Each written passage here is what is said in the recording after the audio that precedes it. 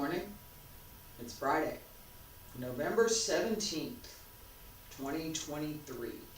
My name is Terry Morgan. We are here to practice Wudang Qigong. We have advanced sets this morning, sets 10 through 18. We'll probably practice 2, maybe 3 of those sets, and we're going to keep the focus on this idea of fundamentals and foundations and what we're doing inside. As we get started this morning, I'm talking a little bit. This is part of, I mentioned I was going to be doing this, so here we are. This is part of my foundation. So I want to talk about that a little bit as we develop that concept, right? So I'm going to put this down so I can use my hands, because I'm going to use my hands. Alright, that understanding comes with my practice, alright? What are your foundations? Where does your practice come from? What matters to you in your practice that is going to keep you practicing, that gives you that impetus, that gives you that desire, that gives you that sense of, I want to go practice. Let me go do this. It feels good. I want to go do this. What is it for you? What is it for you that gives you that, all right, I'm going to get up and do this? That foundation is what you bring to your practice, and that is part of what will keep you going. Another part is how you practice, what you do during practice. So if I only ever learned, if I had only ever learned Qigong practice, I might have gotten bored. I probably would have. And even the depth of understanding that I have developed would not have happened, because part of my understanding in Qigong practice comes from my Tai Chi practice, and another part comes from my Shini practice, another part comes from my Bagua practice, another part comes from sword, another part comes from dance. Everything that I've learned comes together in this set. The same is true for Tai Chi. It's a different practice. It's a different set of forms. It's a different method. But everything that I do, especially and including Qigong, is part of everything else that I do. In working with that idea, what's at the foundation?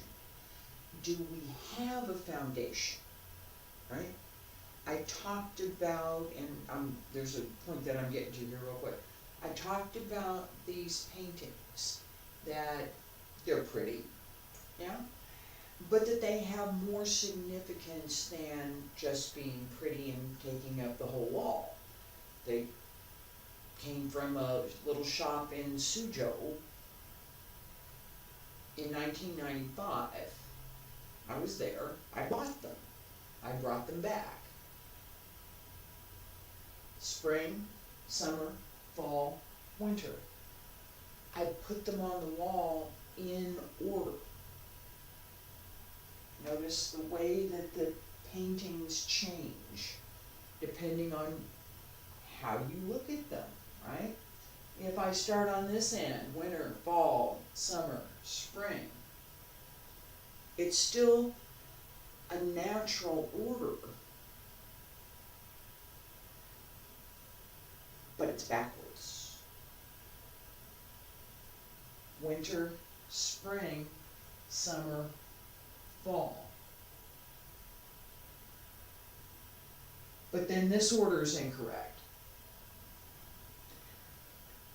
Knowing that gives me a perspective that I would not have if I didn't know that. I didn't understand that arrangement has meaning. I didn't understand each one, right? That perspective is something that I bring to my Qigong practice and everything else that I do. I talked about this idea yesterday that we develop our skills and then we layer more. It's not a one-time 5-minute explanation, that we have layers, so layers that we work with, that each one contributes to what we're doing.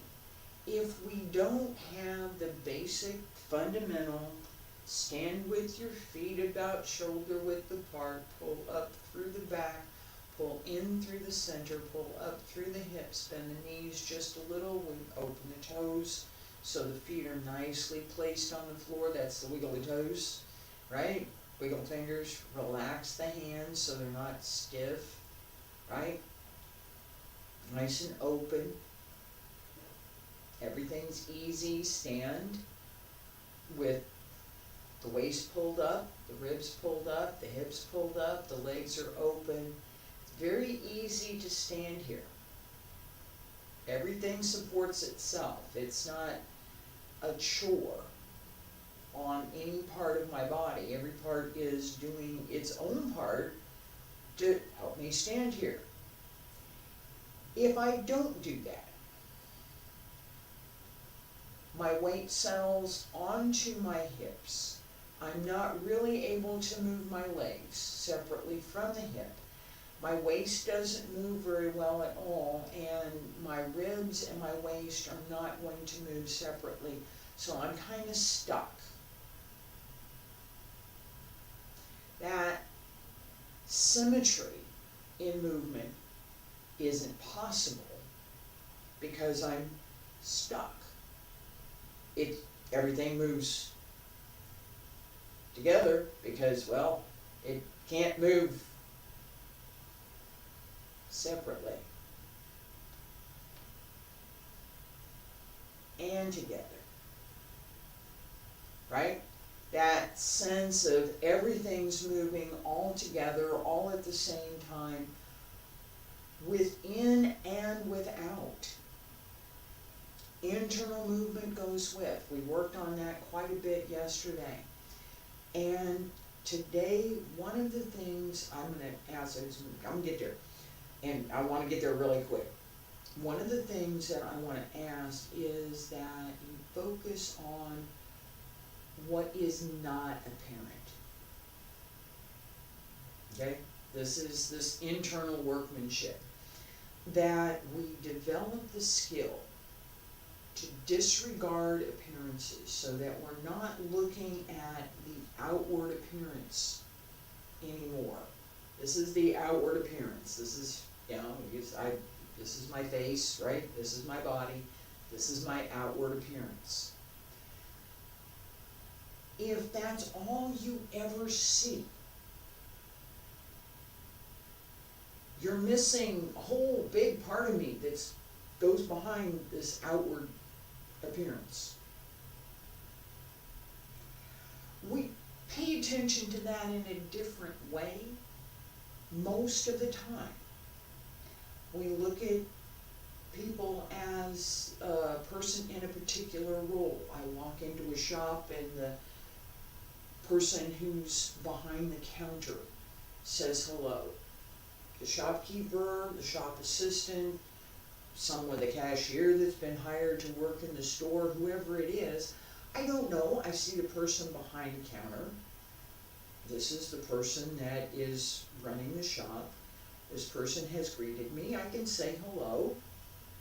How are you? I don't need to know if this person owns the shop. I don't need, it might be. I don't need to know. That idea is exactly what we are paying attention to right now, what I'm asking you to pay attention to. Is that person behind the counter a cashier that's been hired at the local minimum wage to work today? Is that person behind the counter the store manager, the person who is supposed to be taking care of everything in the store, not just paying attention to a few customers that come by? Is that person the store owner? Does this person own the shop? Is it, is it theirs? Have they put their life savings into whatever it is they're doing? Have they put everything they have into getting this shop so that they can earn a living? What is that person's role? At the moment that I walk in, that person's role is to say, "Hi, how are you? Welcome to my shop. Welcome to our shop. Welcome to this shop. Your choice." What do I see? What does that person see? That perspective. The appearance that I present. I'm neat and tidy right now. I'm reasonably well dressed. Not fancy, but it's okay. I can walk into just about any shop and be acceptable.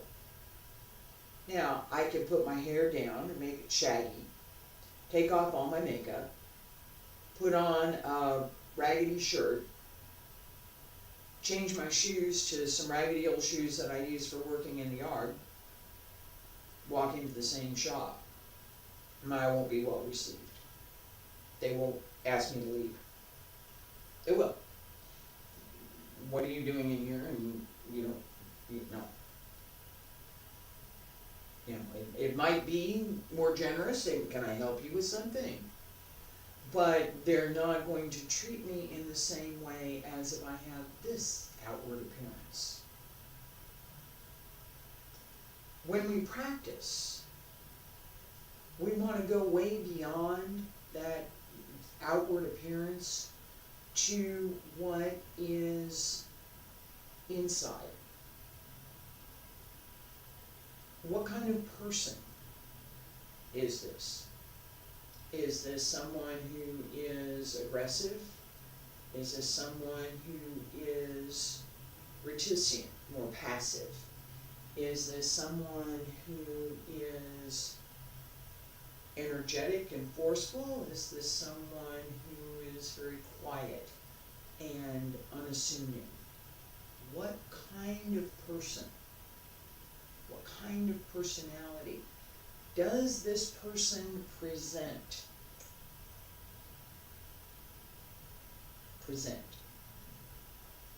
Because as we know from theater, the way that a person presents may not be true. Actors portray characters all the time that are similar in some ways to who they are, but not the same as who they are. Writers do this. I write a character that's similar in many ways to who I am or someone I know,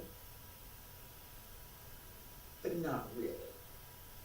Because what I've written is colored by my perspective, by my choice of words, and it may or may not represent whatever that other person is, whatever that other thing is. That is part of the question that we need to ask when we're paying attention to what we learn. This is the advanced class. So that concept of foundation. What did we learn? What is the perspective that whatever we have learned gives us? If I've not lived in China, if I've not been to Suzhou, if I've not studied Chinese language, if I've not studied some Chinese culture, I wouldn't understand what these paintings represent. I wouldn't. I wouldn't. But I did. What did you study? What have you learned so far? And what perspective does that knowledge that you have, what does that give you when you're paying attention to what to learn next? Who to learn from? That last question, who to learn from? Yeah, that's it. Here I am.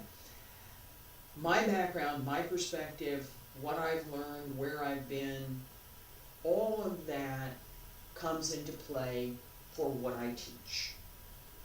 It's part of who I am, it's part of my own study, and if I'm going to teach, why should I only teach this little part? Why not teach all of what I have? So, who am I?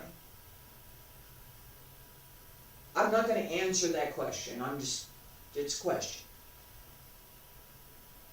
When we evaluate what it is we're looking at, what it is we're paying attention to, what should I look at? How can I understand what's going on here? What should I pay attention to? In college, I get some coffee. And I know I need to speed this up. I was looking at the time over. In college, I was an English major. One of the professors that I had gave us an exam. This was English literature, American literature. And we had to, she gave us a quote. This was just a quote.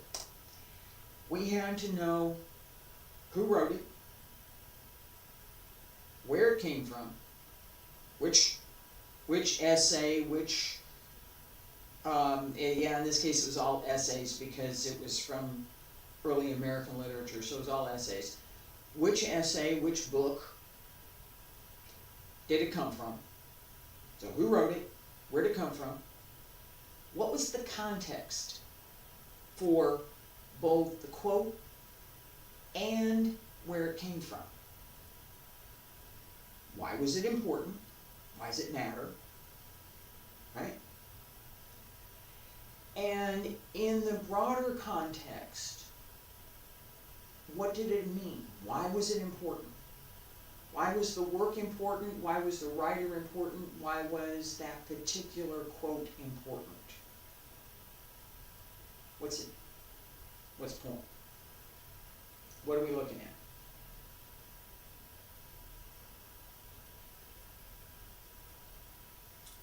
In being able to look at something at that level, understand where it came from, why are we talking about it, why does it matter, right? Why are we talking about it? Well, because this and this and this. Why does that matter? What's the point? And how do we put that in context? Not only for when it was created, when it was written, the culture, the environment that it was created in. Why does it matter? And why should it still matter? Everything that I talk about in this class, in my other classes, everything that I look at, I apply that perspective. Who wrote it? Why is it important? Why does it matter? Well, in working with Professor Liu's book called Wudang Qigong, he quoted Lao Tzu, the old guy. That's Lao Tzu, that's the old guy. That's what it means, the old guy. As one of the fundamental concepts in Qigong. This idea that we have the outward appearance, that we have the inward side, that we should look more at the inward body, the inner body, the outer body. I can go change clothes, my outer body will look different. I can change my hair, I can change my makeup very easily. My outer body will look different. My inner body is much harder to change. And if you can see that, now you gain some level of vision, or not only being able to look at me, but being able to look at yourself. Because that's really the goal. It's not disregarding the appearance that the other person presents. It's getting away from the appearance that you present, or that you try to present, so that the reality, who you are, what you're doing, is more readily achieved, that you can get rid of the junk, right? Last point, I heard an interview this morning with a person who wanted to be perceived as knowledgeable and very, very smart. And it came through to me, I don't know everybody else, but came through to me that she wasn't concerned with people understanding her point. She wasn't concerned with being clear. She wasn't particularly concerned with the audience at all, other than wanting the audience to perceive her as being so very smart and so very brilliant. I turned it off. That comes through. And when we pay attention to listening for that, when we pay attention to how we present, how we look at ourselves, what do we pay attention to? What matters?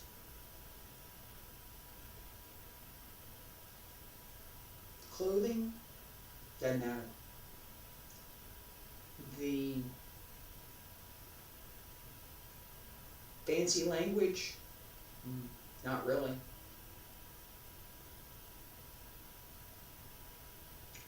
What is it that matters? Feet about shoulder width apart. Basic stretch. Wiggle the toes, wiggle the fingers. Hands circle the front. Back around to both sides. Up along the center line. And stretch out.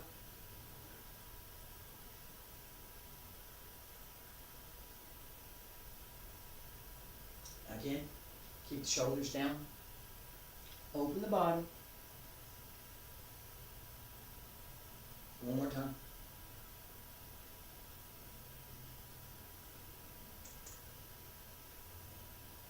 Fingertips reach up. Elbows. Hands return to your sides. What matters? I need to warm up just a little bit. That matters. It does. It does. if I don't pay attention to that, a little bit of warm-up, it can result in my doing something that would injure myself. I don't want to do that. I'm going to warm up. Foundation. Why do I want to do that? Well, because I don't want an injury. Okay, good point. Very good point. All right, in practice, I talked about this at the very beginning, this idea that we move, everything moves together and separately and with good coordination so that we can circulate the energy, that we can extend the energy and the breath to do what it is we're trying to do. Paying attention to that focus, paying attention to those extensions is part of, not all of, part of what we want to do in practice. So for today, we have stirring the grass to seek the snake. And another side.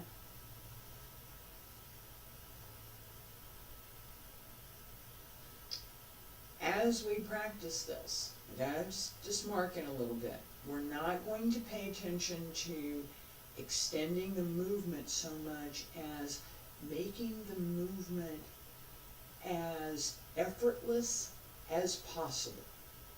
So the physical movement, nicely coordinated, using the whole body, effortless as much as possible. So the effort to turn, once I start with my shoulders here, to turn this way, everything else goes with.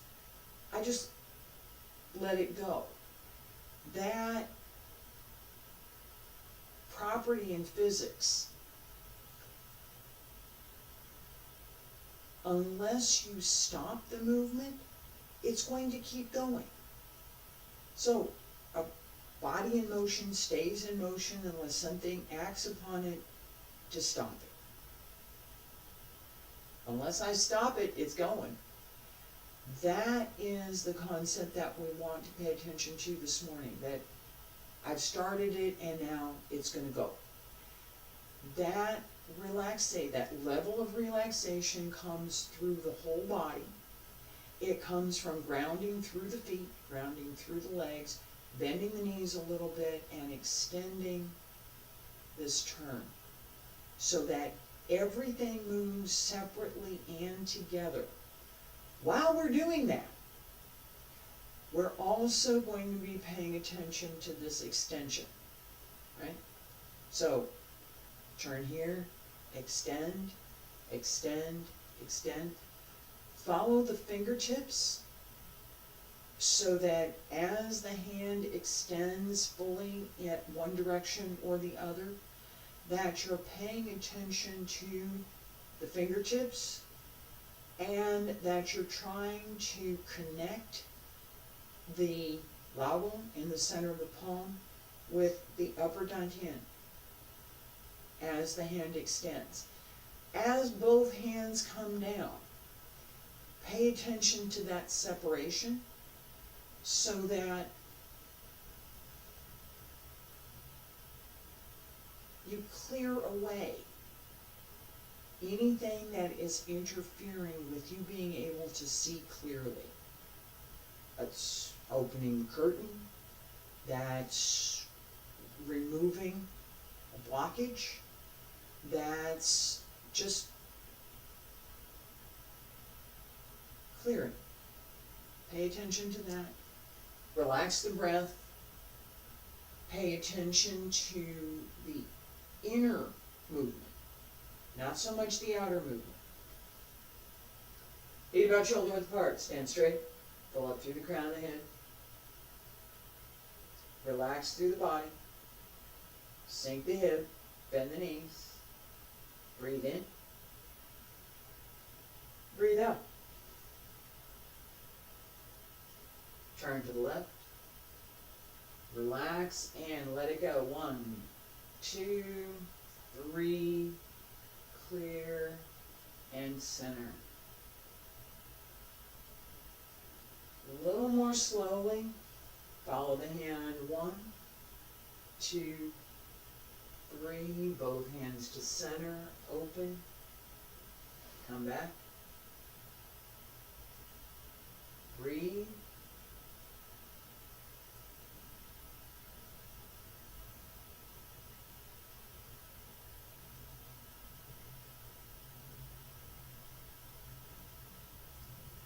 Turn.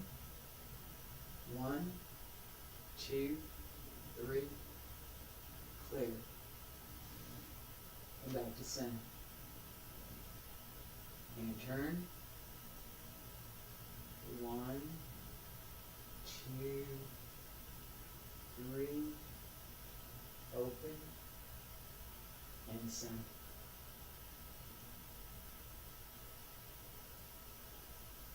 One, 2, 3. Clear. And center. And again, turn. Relax.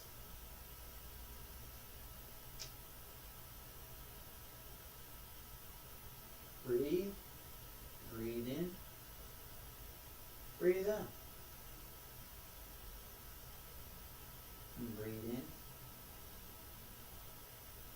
Breathe out. Again, breathe in. Breathe out. Breathe in. And breathe out. And breathe in. Breathe out. Breathe in. And breathe out. Relax the back, relax the breath.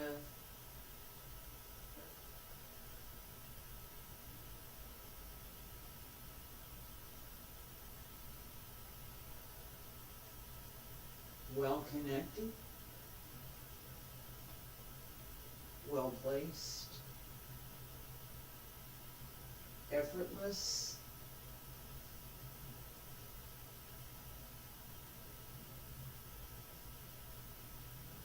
with your intent, well connected to the movement. 2 more.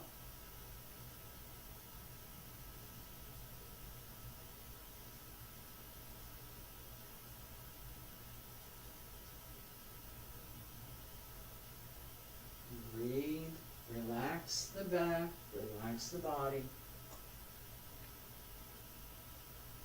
Last time.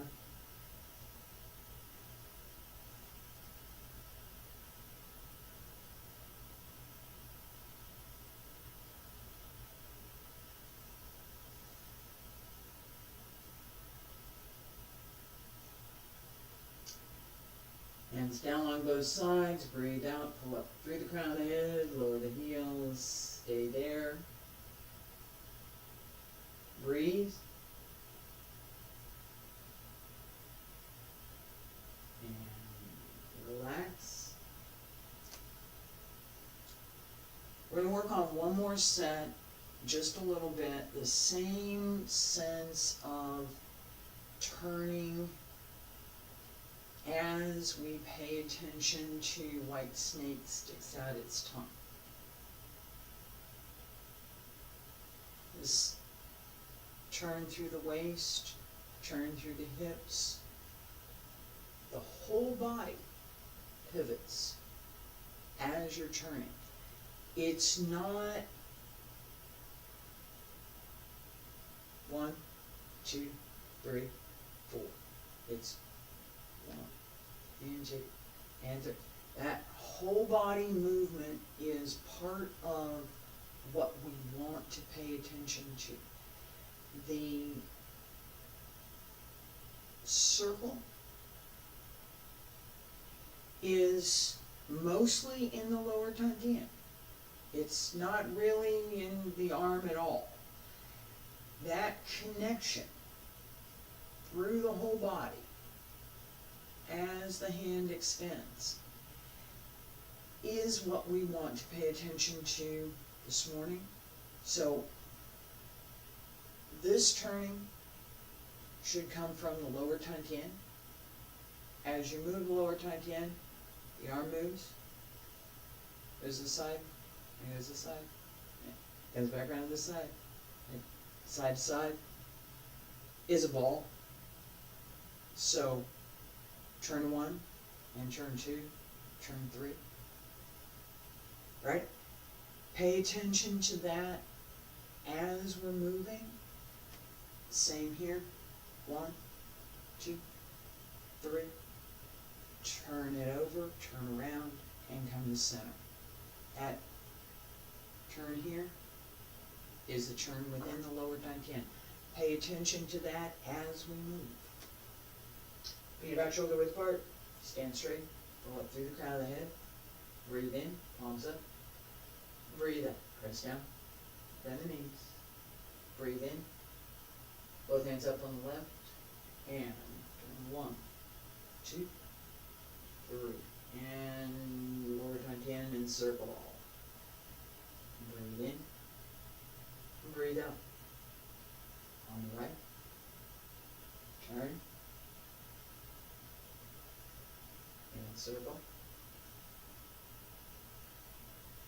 Breathe in, and breathe out. On the left, 1, 2, 3, and circle. And breathe in, and breathe out. To the right. 1, 2, 3, and turn. Breathe in, and 1, 2, 3, and turn. Center, breathe in, and breathe out. Yeah, I skipped that on the last one. Breathe in, 1, 2, 3, and turn.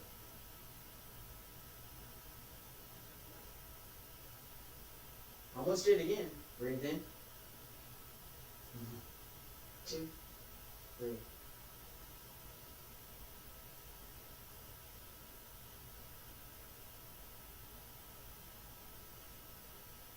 1, 2, 3. 1, 2, 3. Breathe in. Breathe out.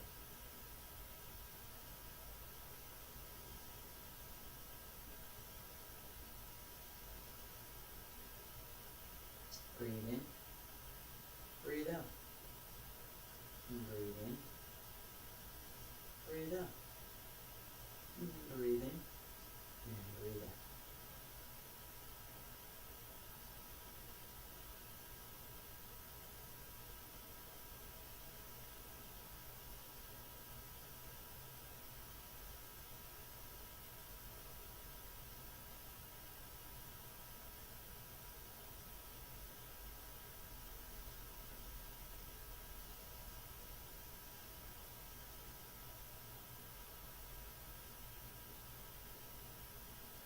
Two more.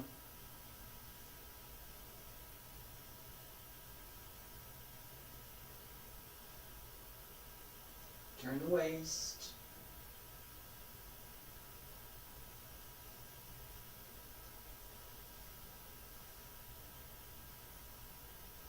Find the center. Last time.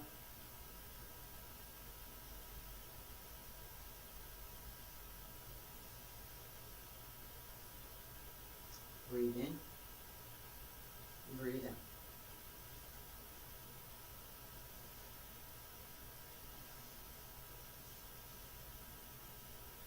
Breathe in, breathe out. Hands down on both sides. Pull up to the crown of the head, raise the heels, and lower. Stay there. Breathe in, breathe out. Breathe in, and breathe out. Alright, this concept, this idea that we want to move effortlessly, that we want to circulate the internal energy, that we have these layers that we begin to develop as we practice, so that little by little, I'm not paying attention to, can I stand here anymore? I'm paying attention to that internal circulation, paying much more attention to where am I placed? Am I comfy? What do I need to do to get comfy? Right?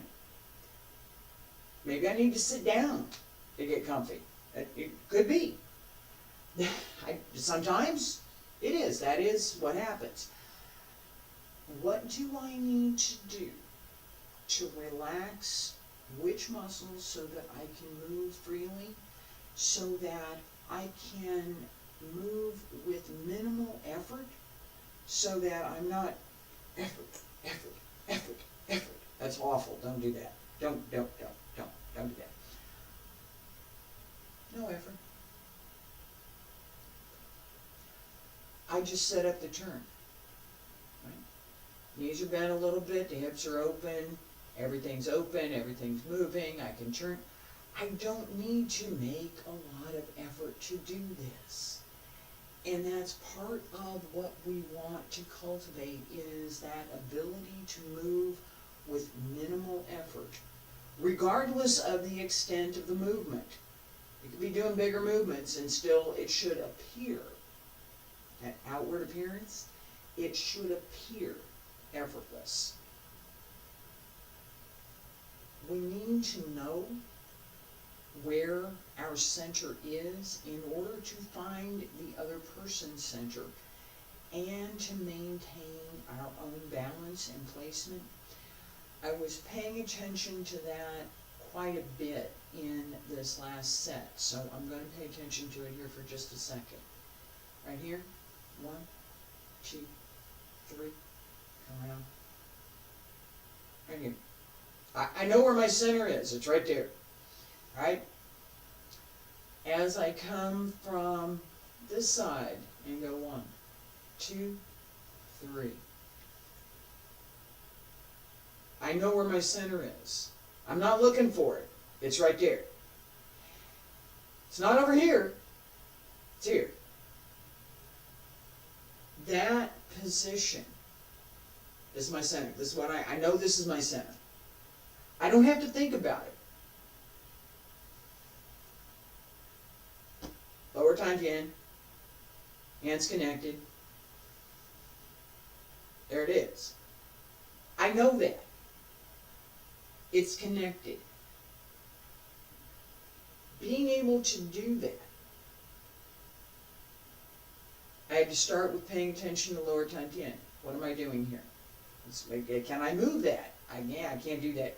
How do I do that? I had to work on that. Part of it is opening the hip, part of it is opening the waist, and part of it is paying attention to the idea that we do have this lower Tantien and it's a thing and we can move it, and that internal movement is something that we can control, that we can pay attention to it, that we can learn how to use it. It is physical movement, it is different muscle groups, it is the use of both sides of the hip together with the connections on both sides of the abdomen, because we got two hips, and there's two, there really is.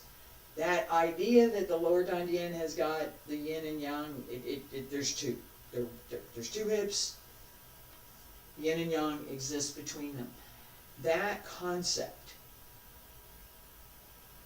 is one of the foundations for our Wudang Qigong practice. It's what I learned from Professor Liu. I asked him about it. He said, that's what I learned from my teacher, Liu Wenzhou, his grandfather. And I'm trying to think of the gentleman's name, and I have to think about it for a minute. It'll come back. His Wudang teacher, right? That idea that he learned from somebody, and several people. I learned from him and a few other people. And what we come away with is the foundation for our practice. How we learn, who we learn from. What does that person know? What's their foundation? What's their practice? What have they experienced? And how does that experience inform whatever it is that I might learn from them?